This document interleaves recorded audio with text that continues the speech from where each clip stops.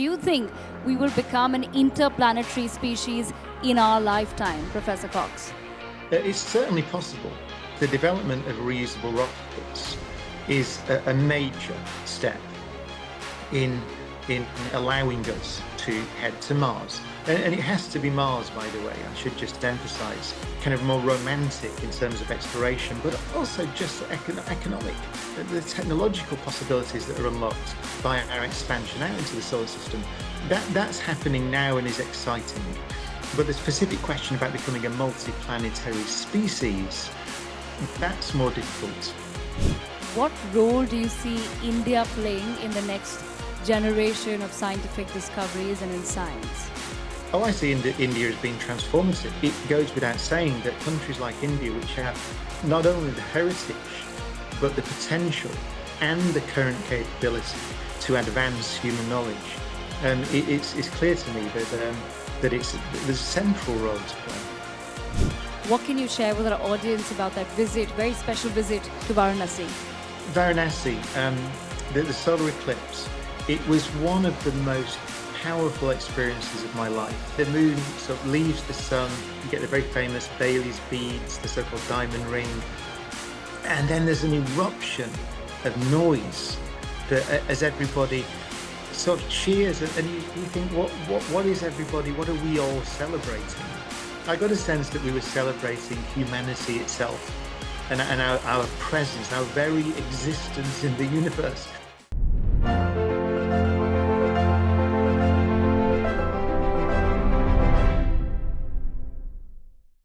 Professor Cox, thank you so much. It's such an honor to have you at the NXT Conclave. Hello, thank you. It's a pleasure. Professor Cox, without wasting much time, I want to ask you, what do you think will be the next big breakthrough in physics in the next decade? That's what people want to know. It's a great question, and I'll probably be biased because I'll talk about the things that I find most interesting.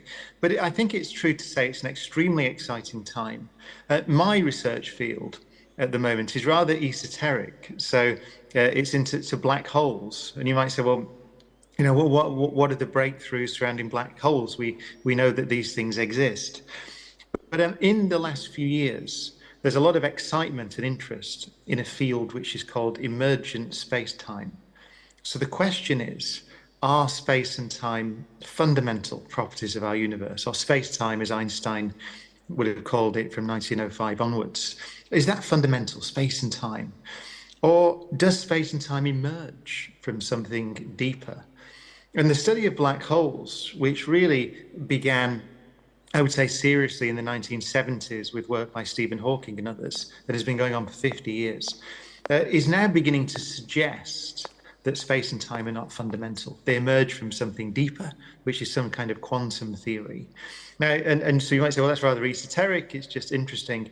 What's very interesting is that it seems that there's a crossover between that research and research into quantum computing, and in particular, techniques that we will need to develop to build reliable and even working large-scale quantum computers. So I think that's really fascinating for many reasons. First of all, it's overlapping into quantum computing, quantum technology, quantum devices, which are clearly one of the frontiers of technology and the most exciting areas of technology at the moment. But it's also, and I think this is really important, it's also a beautiful example of how asking curiosity-led questions in science about something as esoteric and seemingly distant as a black hole and how it works at a basic level can lead to deep insights into the structure of nature itself, but also can generate knowledge or transferable skills which are highly relevant for technological challenges that we face today. Professor Cox, how do you see artificial intelligence impacting physics research? Do you think that it could help us uncover fundamental truths faster? I like to divide that question into two parts, because I think clearly artificial intelligence already is impacting on the experimental side, data analysis. I mean, in my field, particle physics, we've used, even going back to the before AI, into neural networks and pattern recognition, we've always used that, because in searching these enormous data sets at places like the Large Hadron Collider at CERN, we need that assistance, we need that help. So there's that side of it, data analysis, and I'm sure that it will help there. It already has and already is helping. But then there's the more, to me, the more challenging question, which is, could AI do what, well, in theoretical physics, could it do what an Einstein did? Or, going back further in time, Newton, theoretical physics, could it make advances in our fundamental understanding of the universe creatively? And the answer is, I don't know. I don't see why not. But I suppose there we're getting into much deeper questions about AI, artificial general intelligence. Will these systems get to the point where they are outthinking us in a creative sense? Because ultimately, theoretical physics, theoretical science is a creative act in the same way, to me, that composing music, writing a symphony, or making great works of art is a creative act. And so I like to separate them, because I'm absolutely sure on the first point, even now, we are seeing AI impacting the analysis of experimental data. But again, that idea that it could, discover a quantum theory of gravity, it could help us with fundamental questions in all of the sciences. To me, that becomes the same. So I'd be interested to know what your audience thinks. We're then asking the question about the inherent, I suppose, creativity of an artificial intelligence system. Professor Cox, I want to understand from you, what's the one concept about the universe you wish people understood more from your perspective?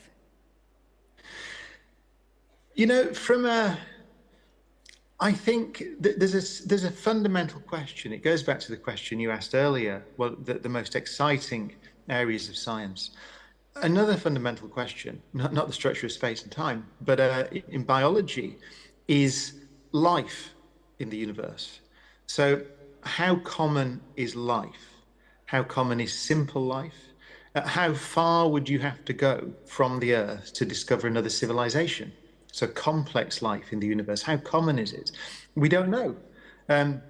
One of the exciting developments, I think, in the next decade or so will be both the continued exploration of Mars and the search for life, maybe life began or still exists subsurface on Mars, and the two missions that are in flight now to Jupiter's, the Jovian system to Jupiter, and in particular focused on Jupiter's moon Europa. That's JUICE and the Europa Clipper mission. So they're in flight at the moment. We're asking the question, are we alone in the solar system? The answer may well be no. There's life on Europa, there's life on Mars, or elsewhere in the solar system. So that's number one.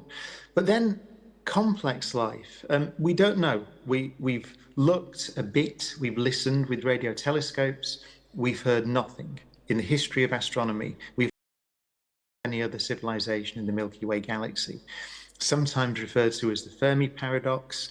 It's a paradox because we've also discovered in the last few decades that I would say virtually every star in the sky has a solar system.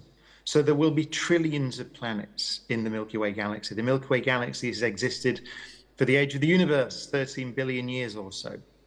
So it is an interesting question. Why do we detect no sign of civilizations far ahead of us in the Milky Way galaxy? They might be there, but we haven't seen them.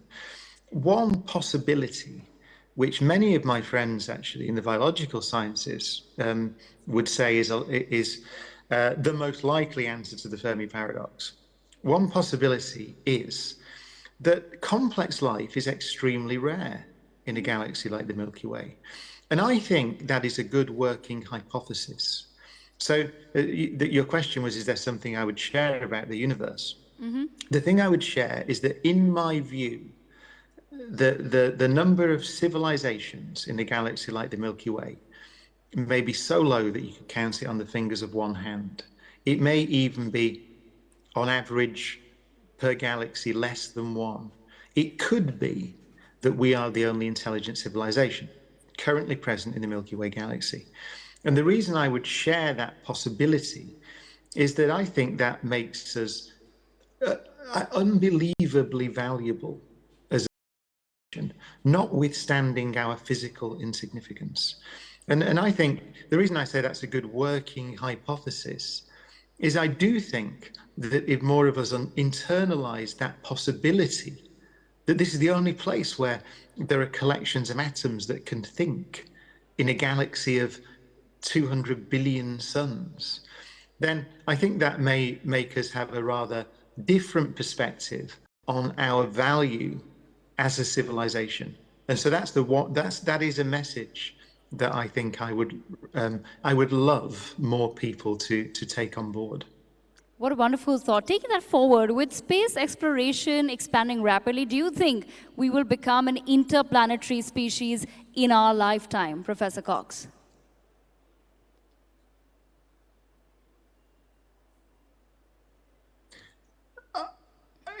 I like the way you phrase the question, which is, will we become a multiplanetary species in our lifetimes? It's certainly possible. And so I would probably put money on it. I think probably yes. I would not have said that, I think, maybe 10 years ago, because the development of reusable rockets is a major step in allowing us to head to Mars. And it has to be Mars, by the way. I should just emphasize that there is no other planet beyond Earth that we could ever imagine even setting foot on, never mind building bases, other than Mars. Clearly, Mercury is hostile and too hot. Venus is extremely hostile and too hot. All the other ones are made of gas. You could imagine potentially, I suppose, visiting the moons of Jupiter and Saturn, but it's incredibly difficult. The distances are enormous. They're violent places, hostile places. So Mars, I think, is the only place within any conceivable timescale that we could land on and begin to build bases on. Can we get to Mars now with the technology we have? I would say yes, just about, but it is extremely difficult. It's challenging from a medical perspective, and that's where it's not the technology. I think we have that, but it's the idea that human astronauts can survive and thrive on what will be a 2-year mission at best, I think is very challenging. So I don't expect to see it within the next decade. I would hope to see humans on Mars within a decade or two. And then we come to the question of beginning to build bases on Mars and so on. But the thing I would say, though, is that ultimately it's absolutely clear that the opportunities out there beyond in near Earth orbit and beyond for industrializing near Earth space, which we've done essentially. If you think about communications and global positioning and Earth observation and so on, we already rely very heavily on the space above our heads, a few hundred miles above our heads.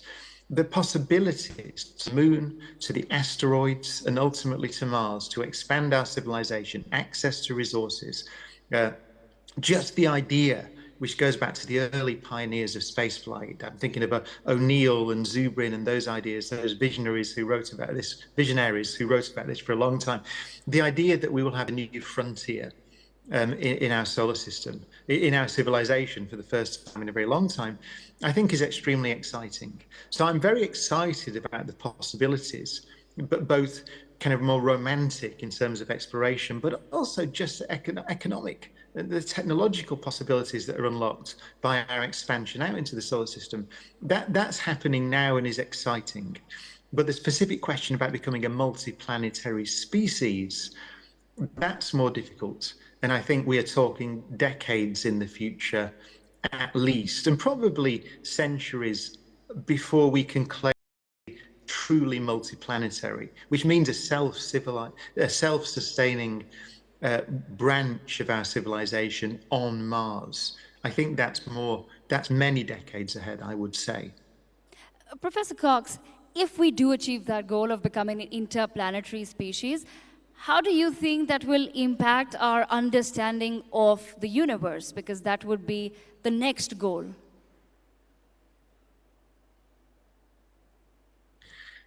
Oh, I think I think it will. It opens up as our civilization expands and becomes more capable.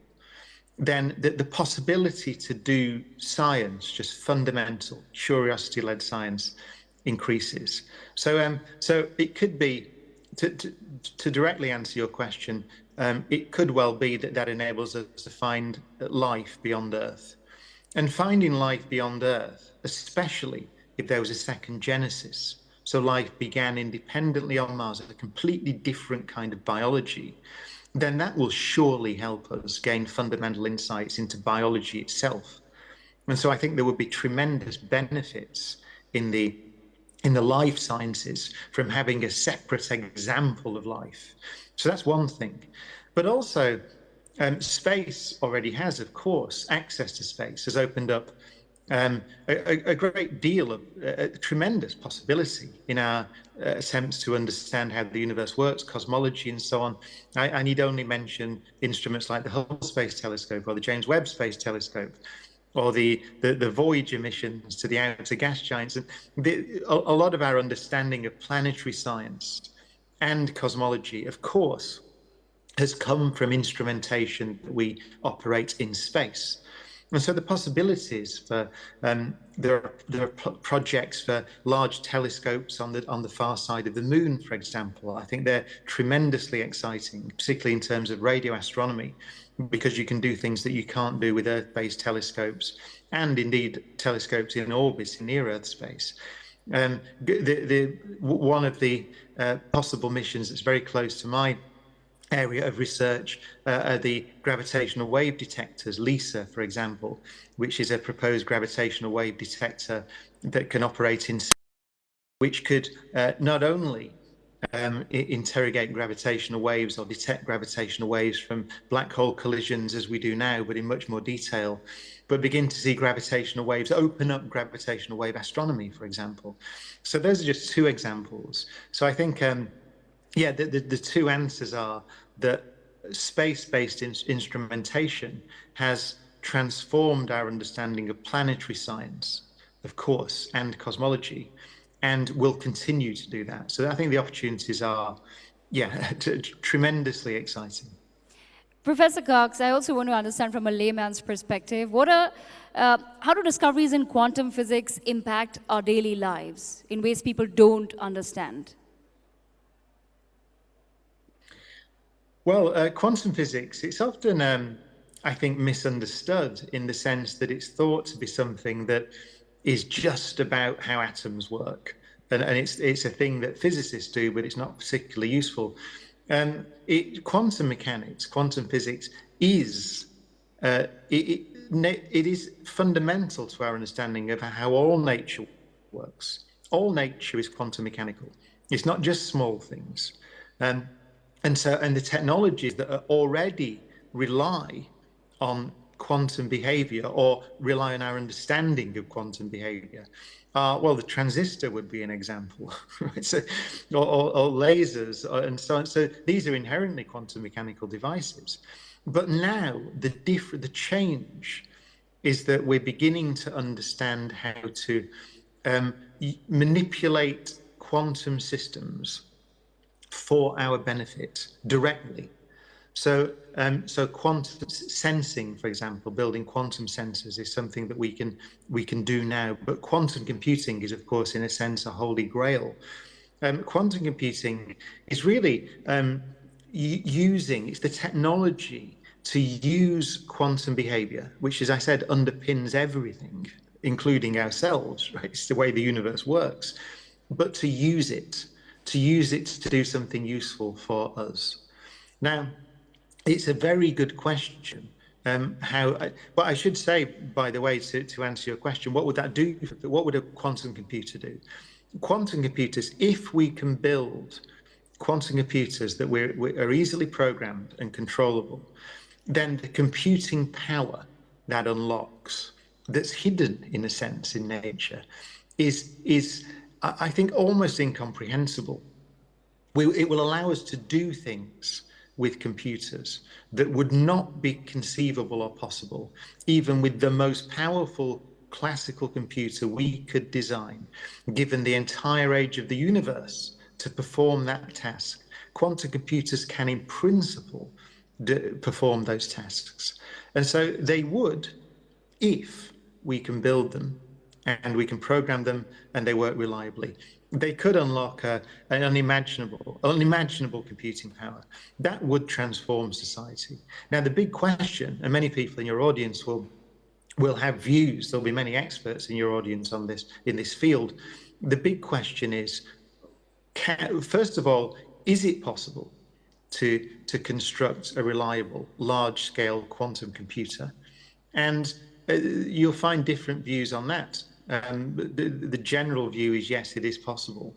But the question is then, is it technologically, is it within our technological grasp in the next years or decades? And that's an open question. It's a very controversial question. There's a lot of money being invested in it from very big companies, and great progress is being made. But if the question of when we'll be able to commercialize that technology, when will it be genuinely useful for anything other than very specific problems, then the answer is that you will find very many different views. And so my answer, the summary would be, it is potentially, quantum computing in particular, is potentially extremely exciting. But when that comes online, the question of when it will be exciting is, it is, I would say, an open question. Professor Cox, so what would you suggest countries like India should be focusing on? What cutting-edge infrastructure should be quantum computing, should be gravitational waves, particle acceleration, our own space telescope? What would you suggest we should be focusing on in India? Well, I certainly think that building quantum devices, so having the capability to build qubits specifically, and to understand how to construct them, to build them, to build networks of qubits. I think that's absolutely clear that capability will be extremely important, and that clearly needs investment. As I said, whether that leads to an array of qubits that you would truly call a quantum computer, when that will happen, I think that's an open question. But it's clear that technology is going to be useful for very specific problems, if not general problems. So yes, the wider question, I think this is a very important and a very good question. My view is that because understanding nature at the most fundamental level is clearly important. Historically, it's been extremely important. And it's also historically been the case, and will continue to be the case, that it's very difficult to, I would say impossible essentially, to know which areas of fundamental research, which skills in your science base and your technology base and your industrial base, which skills will suddenly become necessary for a new technology or for some kind of new capability that will be extremely valuable or even vital for a country. It's impossible to know pretty much. So that might sound rather sort of upsetting to policymakers. It's like, well, how can we know where to invest if it's very difficult to know where the investment return will be? There is an answer, though. For me, the answer is that a broad and healthy scientific base, which goes all the way through your education system. So education, I see it sort of funneling into the universities, the research institutes, investing in a broad capability, investing in people, investing in skills for the individual. I think that's the way that you do it. You have to do it that way. So you mentioned particle physics, for example. So most of my career has been working in particle physics at laboratories such as Fermilab in the US, CERN, of course, in Geneva. CERN's contribution to society as a whole, to global society, it's been knowledge. It's fundamental knowledge, the Higgs boson, for example. Going all the way back throughout the history of particle physics, we're talking about the basic understanding of the workings of the universe. That's a tremendously valuable thing. But if you say, what are the contributions that CERN has made beyond knowledge?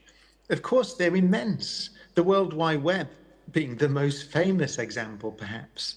But medical imaging technology, the use of particle beams for cancer treatment and in medical technologies and so on. You could go on. Materials science. It always turns out, and I emphasize, I said it before, that the trying to understand how nature works at a fundamental level can have consequences or open up opportunities that we could never have imagined.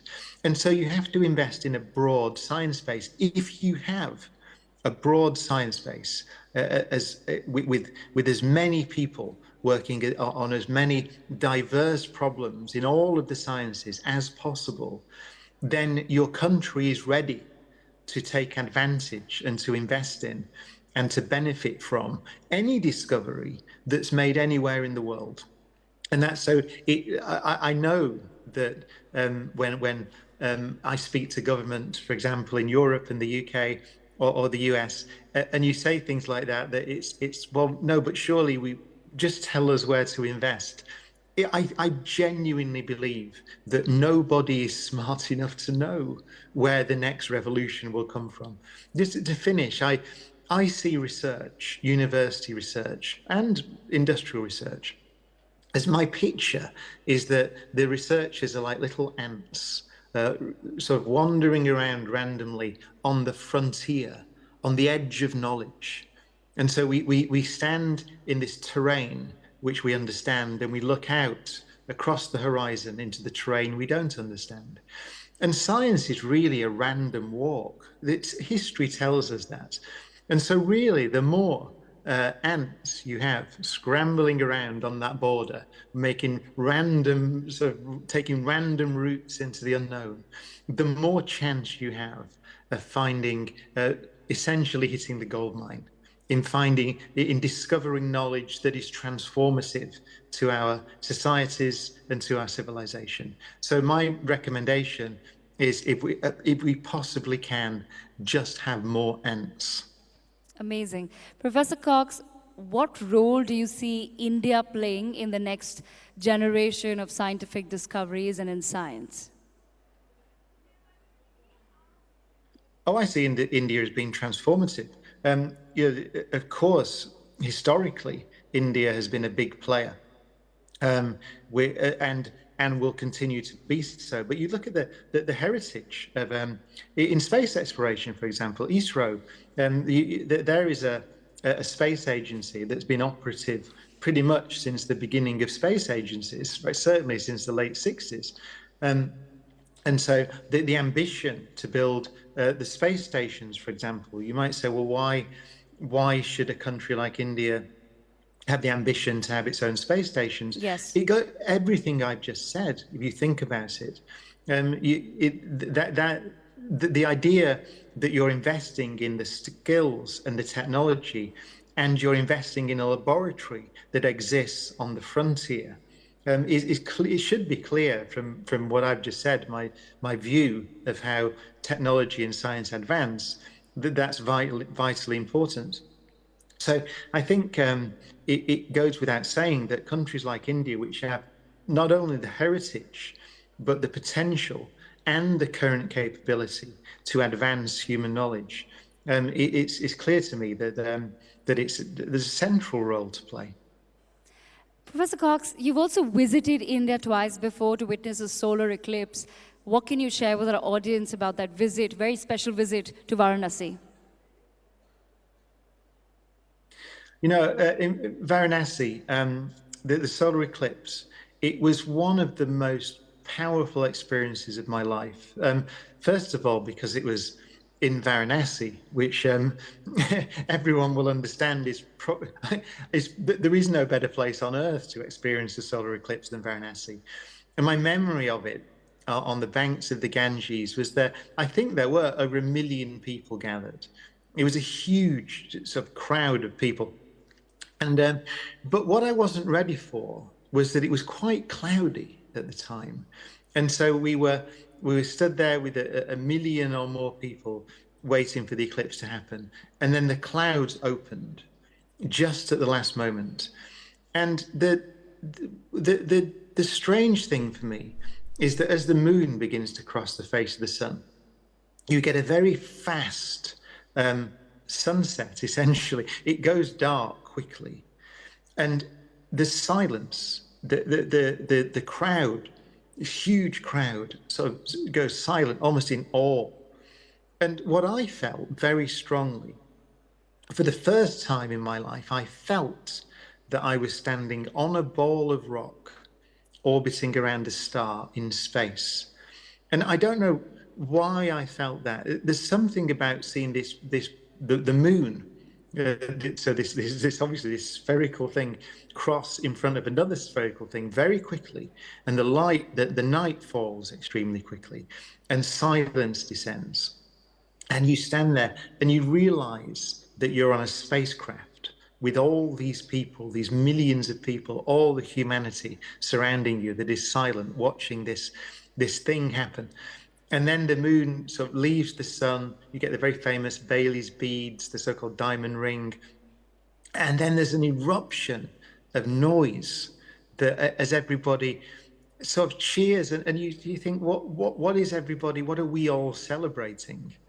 And I suppose I got this sense, especially being in Varanasi with its tremendously rich history, I got a sense that we were celebrating humanity itself.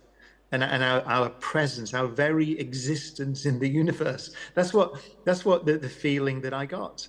So it was one of the most profound and powerful experiences of my life. Professor Cox, I sure hope you'll be back soon, but before we let you go, you're an advocate of curiosity and wonder. What's your advice to someone who wants to think more like a physicist, even if they're not working in science?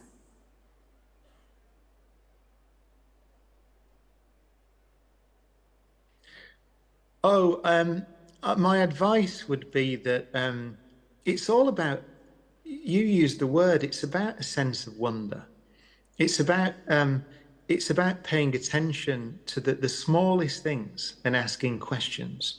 And it can be a very simple question. It could be, why is the sky blue? Why are leaves green? Why is the grass green? It's a tremendously interesting question. If you want to understand why the grass is green, you find out that there's chlorophyll and there's this pigment which is associated with photosynthesis, which goes back to some of the earliest complex life on Earth. In fact, some of the earliest cells on Earth. And so in every blade of grass, the entire history of life on Earth is written. And so it's that idea that the simplest thing, the simplest property of nature, whether you're looking at the stars at night or the Milky Way, or you're looking at grass, you're looking at an ant crawling across the floor in your house, any of those things contain wonder, have the possibility of generating wonder and awe. And if you can hold on to that feeling, then then you are a scientist. Professor Cox, what an honor it's been to be in conversation with you once again. Thank you for joining us at the NXT Conclave. Thank you so much for being with us. We sure hope to host you soon. Thank you very much. Thank you. Ladies and gentlemen, Professor Brian Cox.